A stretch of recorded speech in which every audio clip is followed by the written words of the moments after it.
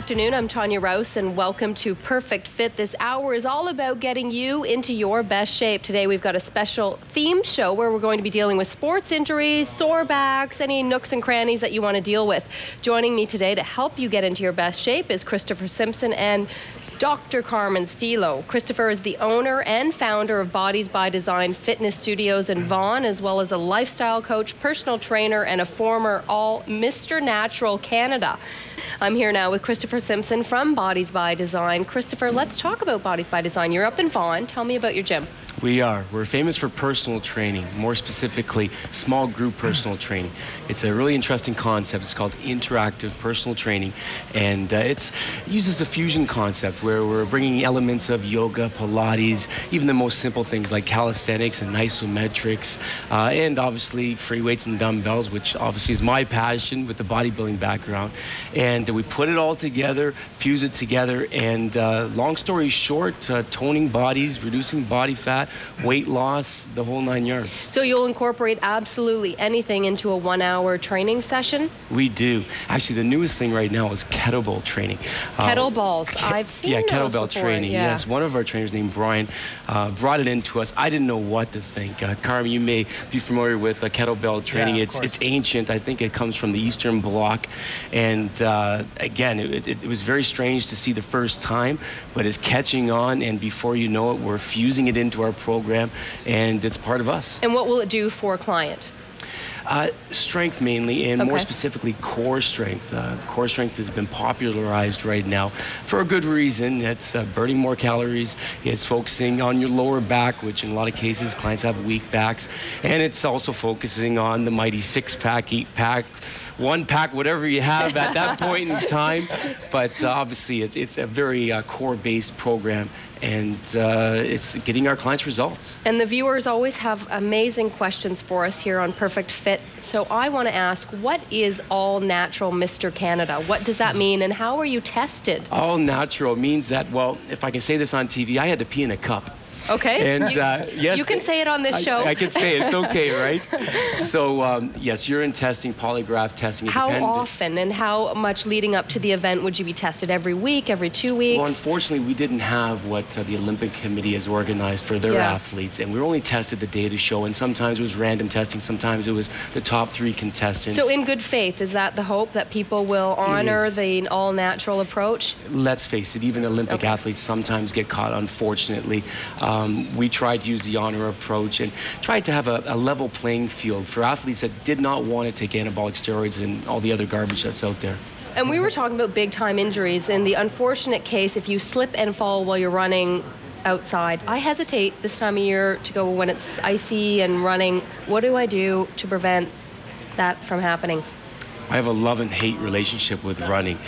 Because I don't do a lot of cardio myself, but is there particular muscles that I need to make sure are strong around the knee or the ankle? Yes, and obviously outside running has a lot of issues with knees, hips, ankles, low backs. Carmen can tell you all about it in regards to the overuse, the pounding, the impact, all of these issues.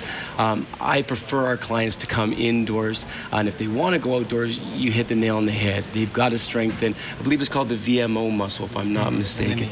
And that's going to keep the patella in tracking position, especially when it's under all that stress of asphalt, gravel, pavement, whatever you're actually running. So what on. exercise would be good for that? I prefer the leg extension, and there's there's different toe positions that you can go through that will actually isolate this VMO muscle more so than others. But there's always the standard exercises, and I'm old school. I grew up with Arnold Schwarzenegger being my hero, so I'm talking about lunges and squats, and hopefully you agree with me, Carmen. These are I like lunges, I like squats, fundamental compound exercises that I live for. They're probably better anyways, aren't they? They are. I'm not a machine person. Generally? Well, you know what, machines that one size doesn't fit all. Let's just put it to you that way. So with squats and lunges, you can actually change the movement to your own height and body type and et cetera, et cetera. I'm fine, thank you. I have a question pertaining more to my hip. I've done chiropractic work. I've had ART work. My psoas, I understand, is tight.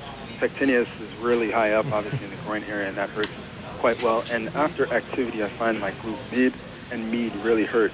One is my question is I'm trying to find out what exercises do, whether a lateral leg lift, if I do it on a machine, if I take the bands.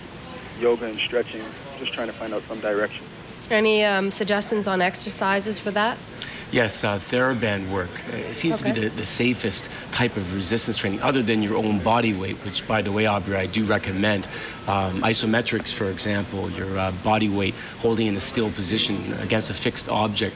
I would recommend that as well. Let's face it, at this point right now, we're at the critical stage where we could cause more damage if we move into aggressive weight training. So let's keep it simple. TheraBands, isometrics, your own body weight, even body weight squats, lunges. Let me tell you, that fires the glute max. My glute max is on fire after doing some lunges. Is that the ultimate butt workout? For me, it is. In fact, I've got lots of junk in the trunk, so I don't need to do lunges. If I did, then, you know, hey, I'd be sitting a little bit higher today. No doubt about it. All right, Stanley is on the line. Hi, Stanley. How can we help? Yes, hi. Hi. I've been working out a lot, trying to bring up my cardio level just because I have a cholesterol problem. And recently, I got diagnosed with probably having bursitis in my left hip. And I've been using the bicycle as cardio most of the time, and I'm just wondering if I can continue that through the bursitis or not. Well, why don't we talk about, first of all, what bursitis is? It can be quite painful. Yes. Yeah, I hear you, Stanley. A burst is a small fluid-filled sac that lives between a tendon and a bone, acts as a shock absorber. So if there's abnormal tension on that area, it's going to inflame, swell up, and become painful. Anything you can recommend if someone is told to get off the treadmill, even though that's not the first place you'd put them, of course, and get onto the bike? How can we make that workout harder and not limited to the bike? Elliptical trainer or in the pool?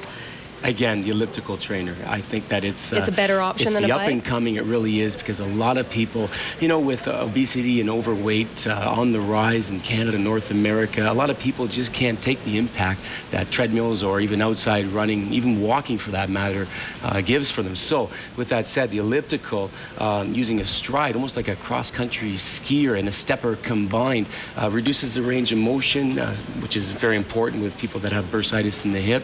And, well, there is no impact. So elliptical is growing to be my #1 stationary cardio device.